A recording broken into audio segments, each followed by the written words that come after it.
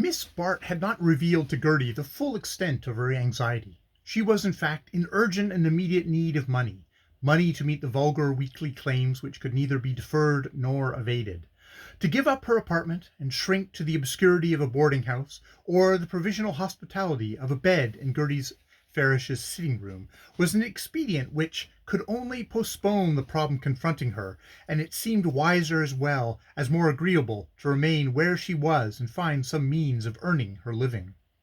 The possibility of having to do this was one which she had never before seriously considered, and the discovery that, as a breadwinner, she was likely to prove as helpless and ineffectual as poor Miss Silverton was a severe shock to her self-confidence. Having been accustomed to take herself at the popular valuation as a person of energy and resource naturally fitted to dominate any situation in which she found herself, she vaguely imagined that such gifts would be of value to seekers after social guidance. But there was unfortunately no specific head under which the art of saying and doing the right thing could be offered in the market, and even Mrs. Fisher's resourcefulness failed before the difficulty of discovering a workable vein in the vague wealth of Lily's graces. Mrs. Fisher was full of indirect expediences for enabling her friends to earn a living, and could conscientiously assert that she had put several opportunities of this kind before Lily. But more legitimate methods of breadwinning were as much out of her line as they were beyond the capacity of the sufferers she was generally called upon to assist. Lily's failure to profit by the chances already afforded her might, moreover, have justified the abandonment of farther efforts on her behalf.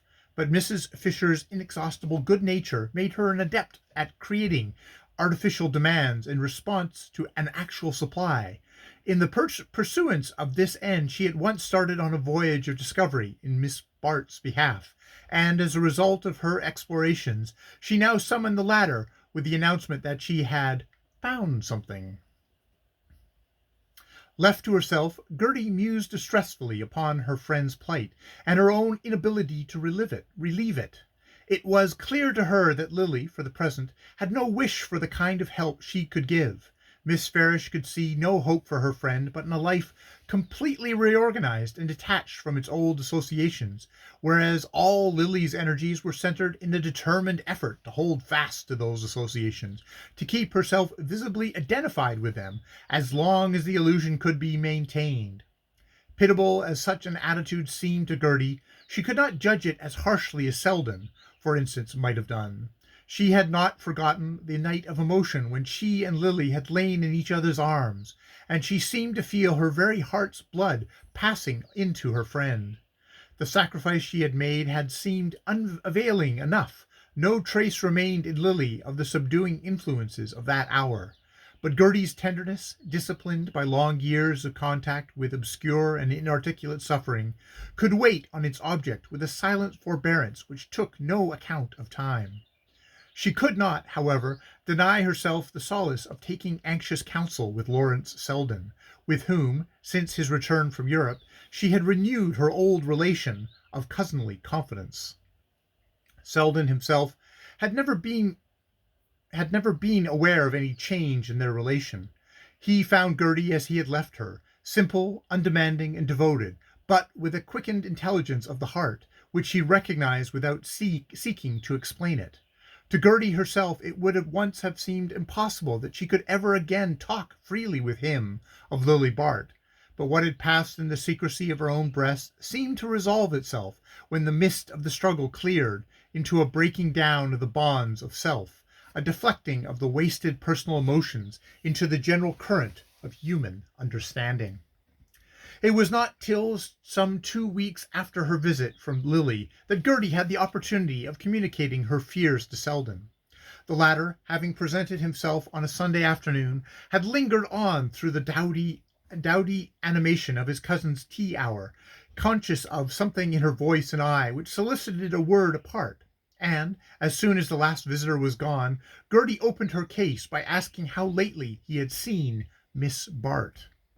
Selden's perceptible pause gave her time for a slight stir of surprise. "I haven't seen her at all.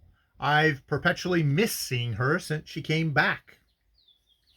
This unexpected admission made Gertie pause too, and she was still hesitating on the brink of her subject when he relieved her by adding, "I've wanted to see her, but she seems to have been absorbed by the Gormer set since her return from Europe. That's all the more reason she's being very unhappy."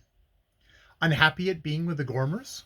Oh, I don't defend her intimacy with the Gormers, but that too is at an end now, I think. You know people have been very unkind since Bertha Dorset quarrelled with her.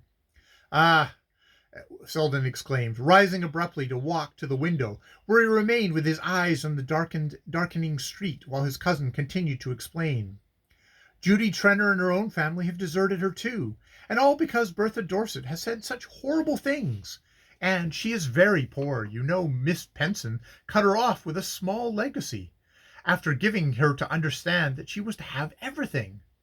"Yes, I know," Selden assented curtly, turning back into the room, but only to stir about with restless steps in the circumscribed space between door and window. "Yes, she's been abominably treated, but it's unfortunately the precise thing that a man who wants to show his sympathies can't say to her."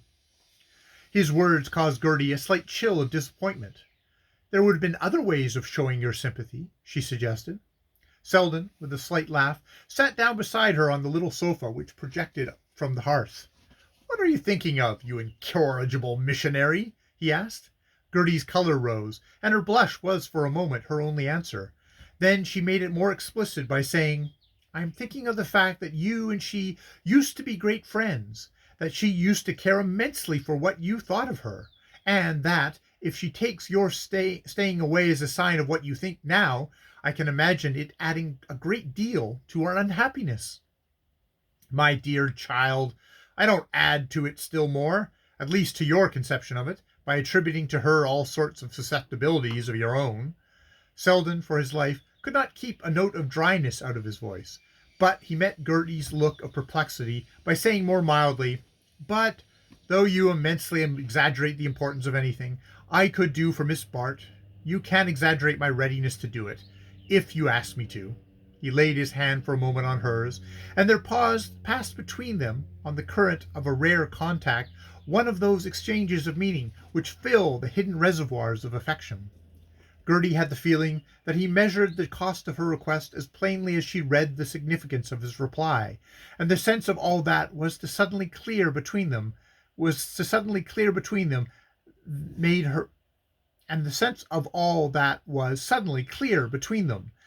her next words easier to find. "I do ask you, then. I ask you because she once told me that you had been a help to her, and because she needs help now, as she has never needed it before. You know how dependent she has always been on ease and luxury, how she has hated what was shabby and ugly and uncomfortable. She can't help it. She was brought up with those ideas, and has never been able to find her way out of them. But now all the things she cared for have been taken from her, and the people who taught her to care for them have abandoned her too. And it seems to me that if someone could reach out a hand and show her the other side, show her how much is left in life and in herself—" Gertie broke off, abashed at the sound of her own eloquence, and impeded by the difficulty of giving precise expression to her vague yearning for her friend's retrieval. "I can't help her myself. She's passed out of my reach," she continued. "I think she's afraid of being a burden to me. When she was last here, 2 weeks ago, she seemed dreadfully worried about her future. She said Carrie Fisher was trying to find something for her to do. A few days later she wrote to me that she had taken possession as a private secretary, and that I was not to be anxious, for everything was all right, and she would come in and tell me all about it when she had time. But she has never come, and I don't like to go to her, because I'm afraid of forcing myself on her when I'm not wanted. Once, when we were children, and I had rushed up after a long separation and thrown my arms about her, she said, 'Please don't kiss me unless I ask you to, Gertie.' And she did ask me a minute later, but since then I've always waited to be asked." Selden had listened in silence, with the concentrated look with which his thin dark face could assume when he wished to guard it against any involuntary change of expression. When his cousin ended, he said with a slight smile, "Since you've learned the wisdom of waiting, I don't see why you urge me to rush in. but the troubled appeal of her eyes made him add, as he rose to take leave, "Still, I'll do what you wish, and not hold you responsible for my failure." Selden's avoidance of Miss Bart had not been as unintentional as he allowed his cousin to think. At first, indeed, while the memory of their last hour at Monte Carlo still held the full heat of his indignation, he had anxiously watched for her return. But she had disappointed him by lingering in England, and when she finally reappeared, it happened that business had called him to the West, whence he came back only to learn that she was starting for Alaska with the Gormers. The revelation of this suddenly established intimacy effectually chilled his desire to see her. If, at the moment when her whole life seemed to be breaking up, she could cheerfully commit its reconstruction to the Gormers, there was no reason why such accidents should ever strike her as irreparable. Every step she took seemed, in fact, to carry her farther away from the region where, once or twice, he and she had met for an illuminated moment, and the recognition of this fact, when its first pang had been surmounted, produced in him a sense of negative relief. It was much simpler for him to judge Miss Bart by her habitual conduct than by the rare deviations from it which had thrown her so disturbingly in his way. And every act of hers which made the reoccurrence of such deviations more unlikely confirmed the sense of relief with which he returned to the conventional view of her.